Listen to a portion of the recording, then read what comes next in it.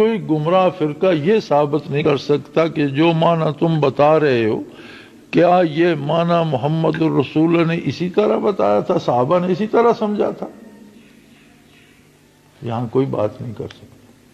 یہ گرامر سے ایسا ہے، یہ صرف و نحو سے ایسا ہے، یہ منطق سے ایسا ہے۔ گرامر، صرف نحو اور منطق اپنی صحت کے لیے قرآن کی محتاج ہے، قرآن کسی گرامر یا منطق کا محتاج نہیں۔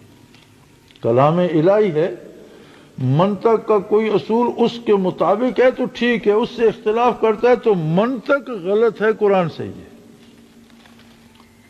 گرامر بعد میں وضع ہوئی، ایجاد ہوئی، اور حضرت علی کرم اللہ وجہ الکریم کا بڑا حصہ ہے عربی گرامر کے موجد ہوئی ہیں، لیکن قرآن سے سیکھ کر انہوں نے ایجاد فرمائی کہ اس لفظ کو قرآن نے ماضی کے صیغے میں استعمال کرنا تھا تو اس طرح کیا، حال میں کرنا تھا تو اس طرح کیا، مستقبل میں کرنا تھا تو اس طرح کیا، لہٰذا یہ گرامر ہے کہ اگر کوئی لفظ ہو تو ماضی کا یہ بنے گا، مستقبل یہ بنے گا، اس کا فاعل یہ بنے گا، مفعول یہ بنے گا۔